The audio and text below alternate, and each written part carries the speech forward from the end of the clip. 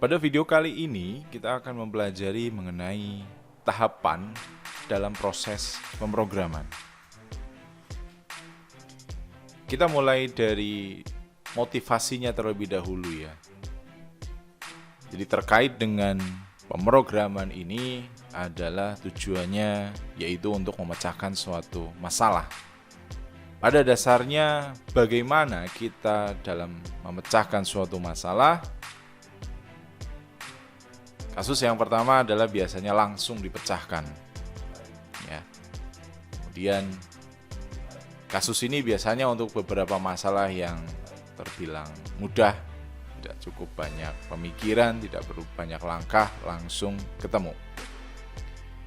Kemudian yang kedua, bisa jadi kita dengan menebak-nebak ya. Jadi semacam kayak kita berimajinasi, kita tebak hasilnya seperti apa. Atau cara yang ketiga itu adalah mencoba-coba, yaitu trial and error. Jadi beda dengan menebak. Kalau menebak itu kita belum mencoba, hanya tebakan saja. Kalau ini langkahnya adalah lebih ke kita sudah mencoba, yaitu kita sudah melakukan, kita sudah trial, ya kita kemudian cek ya error atau tidak, kita trial ulang tanpa ada langkah yang sifatnya adalah bagaimana untuk memecahkannya. Atau yang keempat, yang keempat itu menggunakan pengalaman. Jadi pengalaman orang-orang yang sebelumnya atau pengalaman yang sudah pernah kita lakukan. Jadi ini pengalaman sifatnya lebih luas. Bisa pengalaman dari diri sendiri maupun pengalaman dari orang lain. Dan yang kelima yaitu dengan secara ilmiah. Jadi ilmiah di sini maksudnya adalah bukan arti kata sebenarnya ya. Jadi ilmiah itu intinya harus ada prosesnya, ada sistematisnya, dan ada beberapa teori-teori pendukungnya. Untuk pilihan yang langsung dipecahkan mungkin hanya bisa berlaku untuk permasalahan yang sifatnya sederhana, dasar, dan mudah. Kemudian menebak-nebak dan mencoba-coba itu adalah untuk permasalahan yang kira-kira hasilnya itu tidak urgent, ya, tidak berdampak besar, maka boleh menggunakan menebak-nebak atau mencoba-coba. Lalu untuk permasalahan-permasalahan yang ada kaitannya dengan segala sesuatu yang bersifatnya besar, maka harus ada yang namanya pengalaman dan harus secara ilmiah. Walaupun pengalaman itu ada dalam ilmiah ya. Jadi pengalaman itu kita punya background yang jelas dahulu, bagaimana orang lain itu memecahkan masalah tersebut. Lalu secara ilmiahnya ya kita harus mendukung dengan teori-teori yang lain, tidak hanya dengan satu orang saja. Di sini ada 5 langkah produksi untuk membuat suatu program ya. Jadi pemrograman dilakukan secara berurut dalam 5 langkah proses. Langkah yang pertama adalah define the problem. Definisikan, jabarkan problemnya. Terangkan, jelaskan problemnya itu apa saja. Kemudian yang kedua adalah map out program logic dan design a solution. Jadi map out program logic adalah lanjutan dari define the problem. Jadi setelah kita mendefinisikan problemnya apa, lalu kita semacam membuat mapping ya. Kita membuat mapping, yaitu kita membuat gambaran secara luas. Kira-kira problem ini itu yang terkait itu apa saja? Itu yang dinamakan map out. Ya. Misalkan kita mempunyai suatu problem mengenai bagaimana cara menghitung luas suatu bangun datar secara cepat atau tidak perlu secara cepat, secara otomatis. Nah, berarti kita harus gambarkan terlebih dahulu ya. Gambarkan terlebih dahulu misal yang kita butuhkan dalam menghitung luas atau keliling bangun datar, yang kita butuhkan adalah jika itu persegi maka kita butuh sisinya. Jika itu persegi panjang, maka kita butuh panjangnya berapa, lebarnya berapa. Jika kita butuh yang segitiga, maka yang kita butuhkan ada alas, ada tinggi ya. Kemudian jika lingkaran berarti kita butuh jari-jari. Nah, kita kumpulkan apa saja yang kita butuhkan untuk menyelesaikan problem tersebut. Dan mulai dari situ, dari banyak sekali mappingnya seperti itu, kita akan mencoba mendesain solusinya. Jadi desainnya itu maksudnya adalah kita mulai mengira-ngira nih. Jadi bentuk solusinya nanti seperti apa? Bentuk outputnya seperti apa? Bentuk inputnya seperti apa? Lalu yang ketiga adalah code the program. Jadi setelah kita mengetahui beberapa caranya, yang ketiga adalah code, mengkodekan. Jadi membuat suatu kode, membuat suatu bahasa pemrograman ya. Kode dalam bahasa pemrograman ini maksudnya ya. Supaya kita bisa menyelesaikan masalah-masalah tadi. Nah, masalah tadi itu kan dalam bahasa manusia. Kemudian yang ketiga itu adalah mengubah bahasa-bahasa tersebut menjadi bahasa pemrograman. Lalu yang keempat adalah test the program. Kita uji programnya. Jalan atau tidak? Kalau jalan itu efisien atau tidak? Ada errornya atau tidak? Dan yang kelima adalah collate the documentation. Jadi kita membuat suatu dokumentasinya. Nah, langkah yang kelima itu adalah langkah untuk membuat kita track record atau historinya mau seperti apa. Nah, kita coba jabarkan ini lebih detail lagi ya. Nah, ini gambarannya. Yang pertama adalah define the problem, yaitu specify program objective and program users. Lalu yang kedua, specify output requirements. Kemudian ada specify input requirements. Lalu ada specify processing requirements. Study feasibility of implementing program.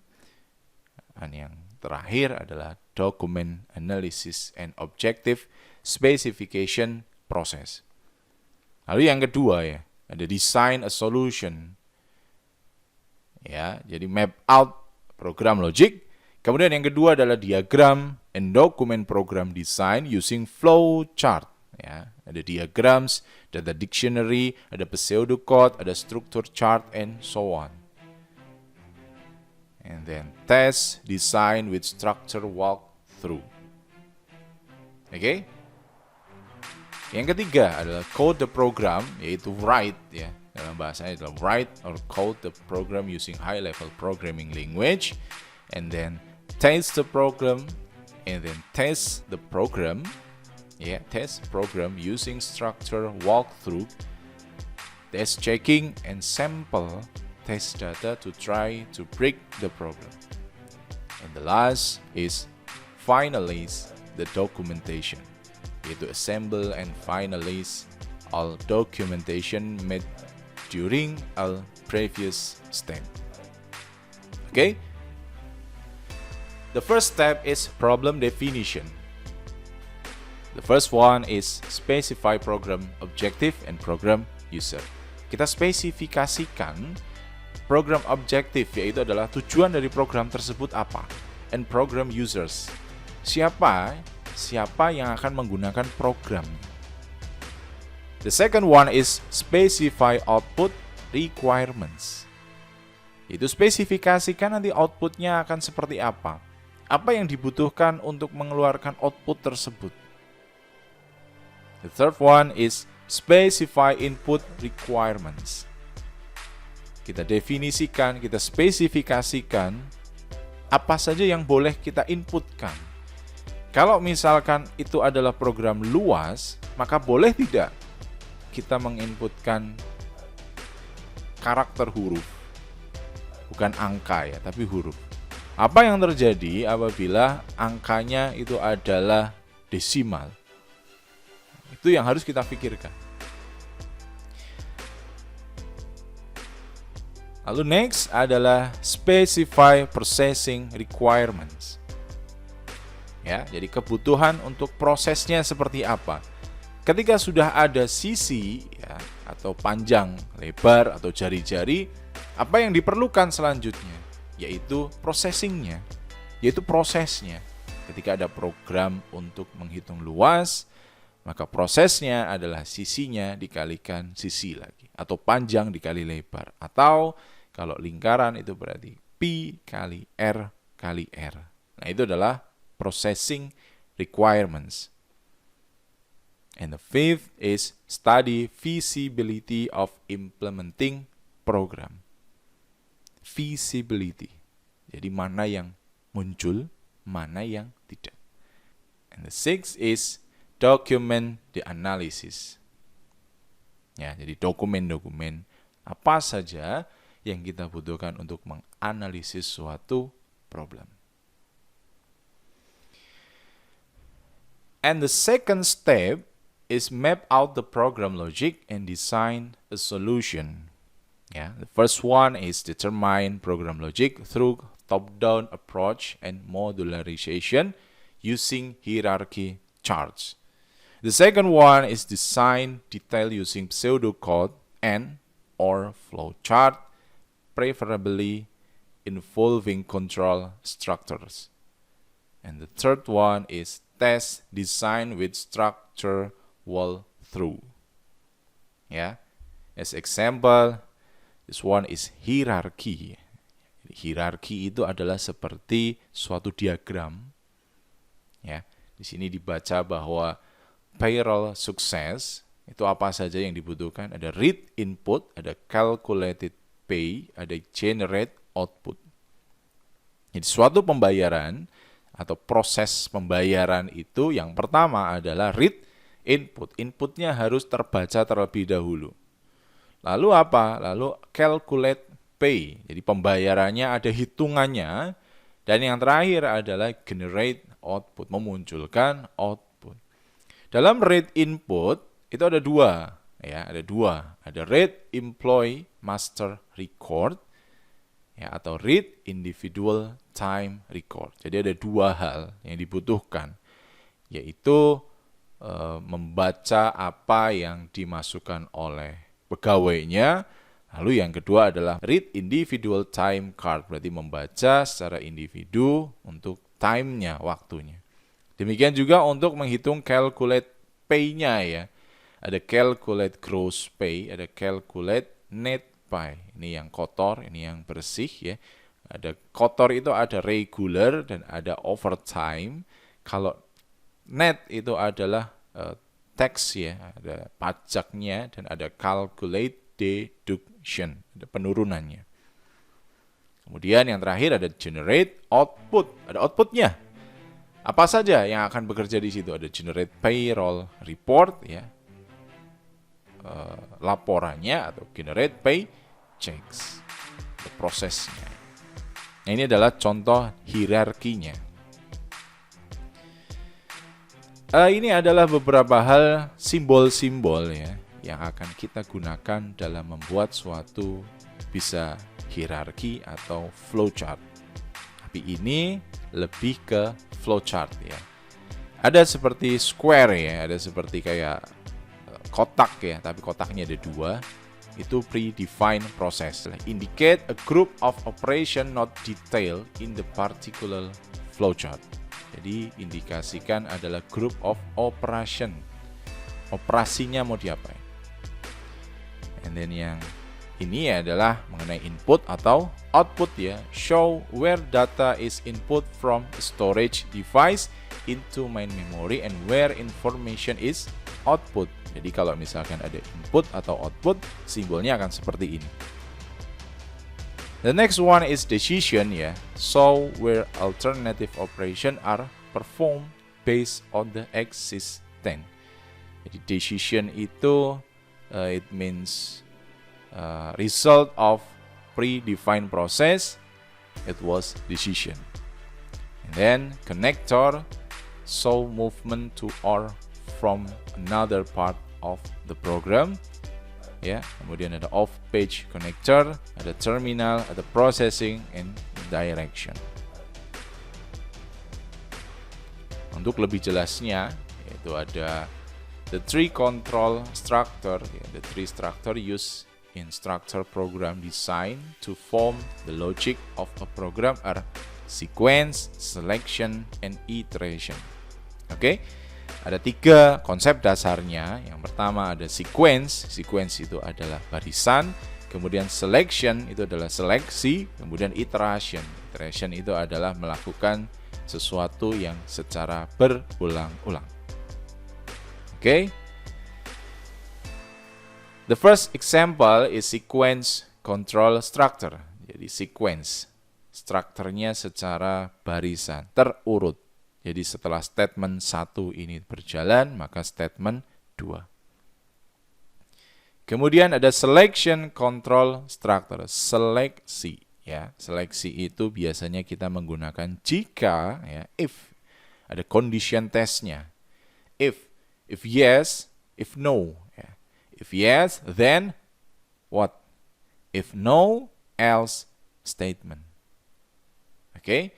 Jadi ini yang dinamakan selection. Jadi dari selection ini adalah kita memilih dua hal keadaan. Kalau benar itu seperti apa, kalau salah itu seperti apa. Itu yang dinamakan selection. Ya. And then iteration control structure, do until and do while. Do until, jadi lakukan hingga. Do until, loop statement, do until. No, if no, jika tidak, maka dia akan balik ke atas lagi. Jika tidak, dia akan balik ke atas lagi. Jika tidak, balik akan ke atas lagi. Jika ia sudah memenuhi kondisi ini, maka dia akan ke bawah. Ya. Ini hampir sama, cuman pada while itu adalah loop statement-nya berada di dalam proses selection-nya ya, do while. Ya. If yes, loop statement. Jadi kalau ini yes di sini. Jadi loop statement-nya berada di dalam proses jika sudah masuk ke dalam yes or no. Kalau ini belum. Kalau do until itu belum. And the final is variation ya. Variation on selection, the case control structure. Nah, jika kita punya kasus, kemudian kondisinya, kondisi pertama prosesnya apa? Kondisi kedua prosesnya apa? Kondisi ketiga dan kondisi keempat. It means the different case is different process.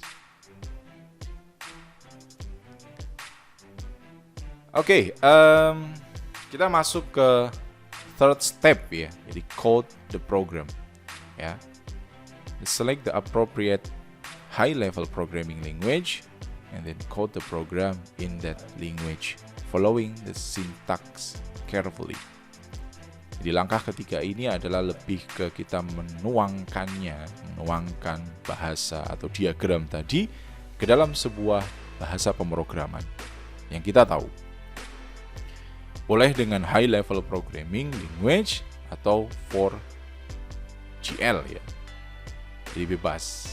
Tapi di sini setelah kita mendapatkan suatu gambaran mengenai diagram atau flowchart-nya, maka kita harus memasukkan itu ke dalam kode pemrograman.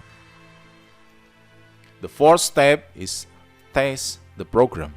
Ya, this check the program to discover error. Kita harus cek, kita harus tes dulu ya, apakah ada errornya atau belum. Kemudian run the program and debug it. Run the program itu adalah jalankan programnya, and debug ya. Debug itu artinya kalau kita menginputkan sesuatu maka outputnya sesuai harapan. Kalau kita inputnya salah, outputnya sesuai harapan juga atau seperti apa. Oke, next run real world data. Setelah itu semua bisa terjamin ya, baru kita memasukkan data-data yang sebenarnya. Oke, the final step is the fifth step is collate the documentation. It's really simple. Yeah, the first one is write user documentation, the second one is write operator documentation, and the third one is write programmer documentation. Okay, this is the final how to solving the problem with program computer. Thank you.